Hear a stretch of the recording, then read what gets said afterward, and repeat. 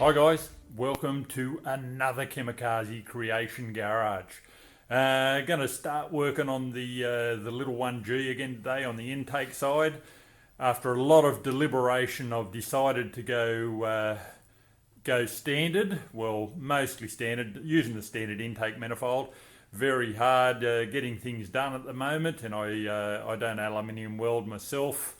I have had a little bit of a roadblock with that adapter plate I was making.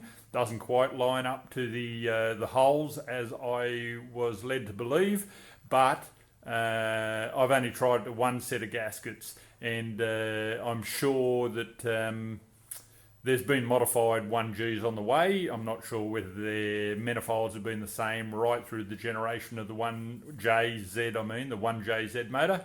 But anyway, forced to take a new path after a lot of deliberation and a bit of time, and I'm going back. I'm using off this motor. You can see behind you, that's David's 1G motor that I bought out of his Supra, and the gear on it was a lot cleaner and a lot nicer than was on my motor, the original motor out of the Celica. So I'm going to use a lot of the gear off that and adapt it to my motor. So I'll show you how that all goes, and I'll show you these manifolds, adapters, and why the 1JZ won't work. Here's the gaskets that I've bought and the adapter plates that I've had made, and in the last video I talked about the 1JZ to 1G converter plate, which is this one up here.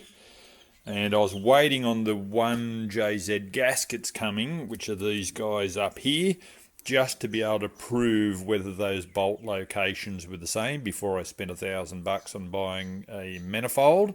Oh, you can get ones out of China for about $400.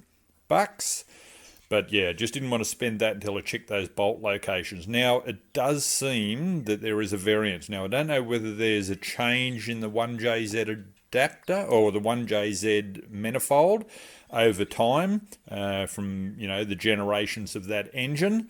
That's the next thing I'll be researching, but at this point in time I think I'm going to go with the standard manifold until I can make some progress, because the car is moving along quite nicely as far as bodywork and paint.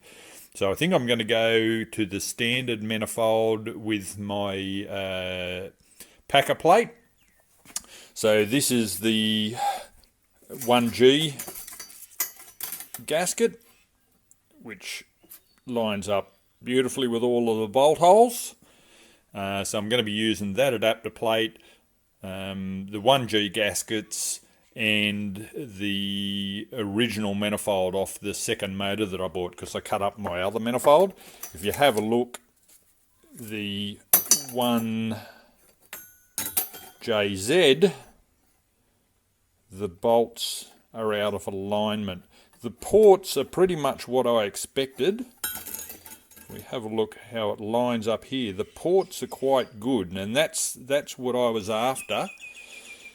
And now knowing that, I could probably do something to make it adapt, but I'm just not going to do that at this point in time. So we're going with this gasket, and the packer plate instead of the old butterfly plate, and we will start. I've brought this motor over to start pulling it apart, because that manifold is quite a nice manifold, and it actually had a few modified parts that came with it that were not standard. So it actually has a turnout here, an aluminium turnout off the throttle body, which will work going to my new intercooler that I've bought. So that's where I'm heading at the moment. As far as the body goes and body work, hopefully I'll get up to the car. It's up at a mate's place that's doing all the panel work. And the intercooler and radiator are up there, because we need to fit those into the radiator support panel so that I can still make it look pretty standard, because I want that chin piece on there that was never on there before. So this is the full rubber kit out of Australia, Well, I dealt with an Australian distributor called Scott's Rubbers. I think he's down in Melbourne somewhere, and he sourced all of the rubber kits, which there's a lot of rare spares type stuff in there. So he's just buying and sourcing and pulling it all together. But that's the full rubber kit, and over time I've bought a few of the lenses for the front end of the car. I've gone with all clear stuff at this stage to see what it's like.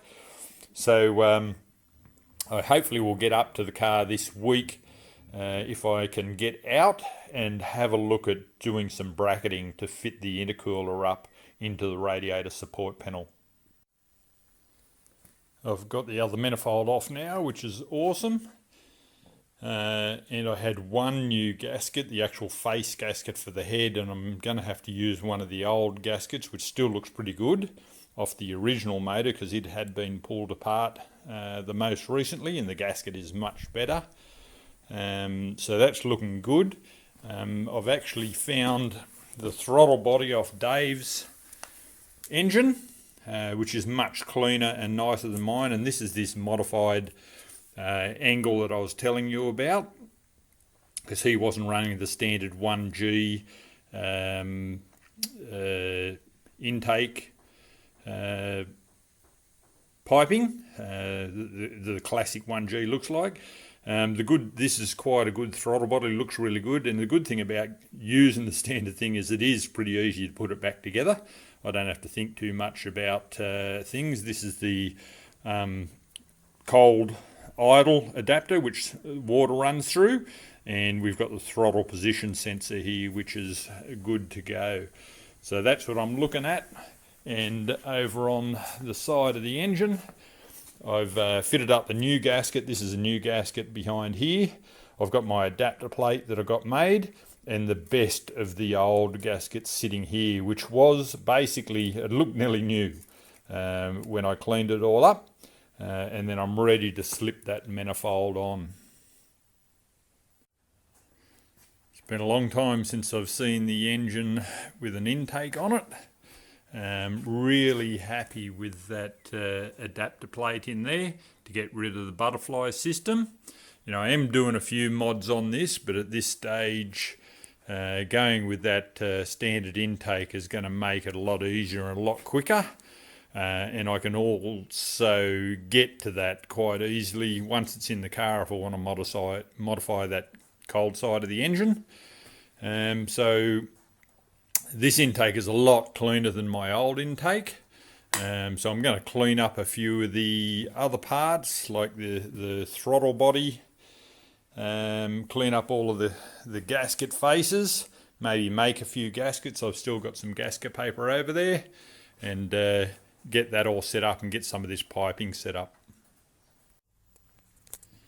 So the throttle body and cold idle are all back on. I've got to do a little bit of pipe work to join a few things up. There's one outlet down here, you can just see it up in there. That comes off the little oil cooler that runs around the cooler to continue that line. So there's a water line runs down to the oil cooler, which is around the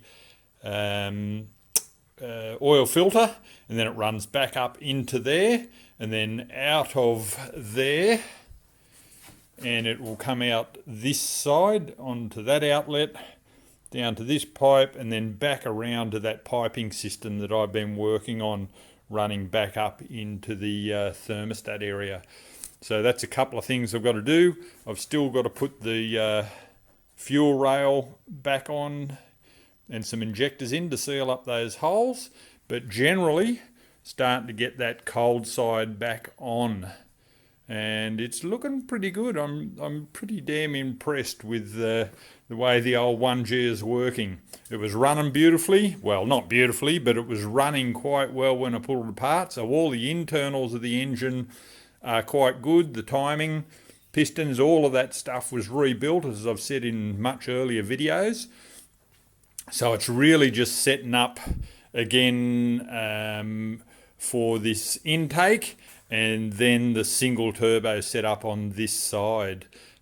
Just getting it ready to slide back in the car, because that car's moving along quite well, and I'm a little bit excited. Anyway, that's where the engine's up to.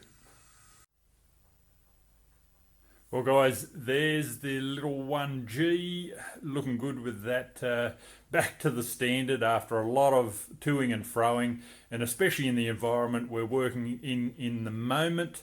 Very hard to get any external work done out in the community.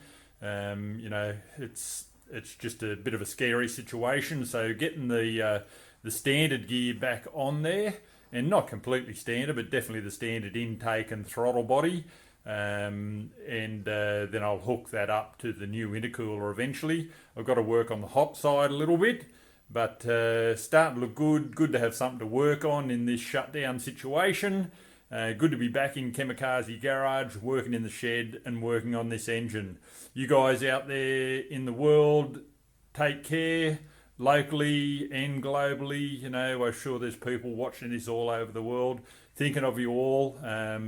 Stay locked down. Hopefully you've got a few jobs to keep you interested in working. I certainly have, and I'll get a few videos out there for you to have a look at what I'm doing in my garage. Take care, guys.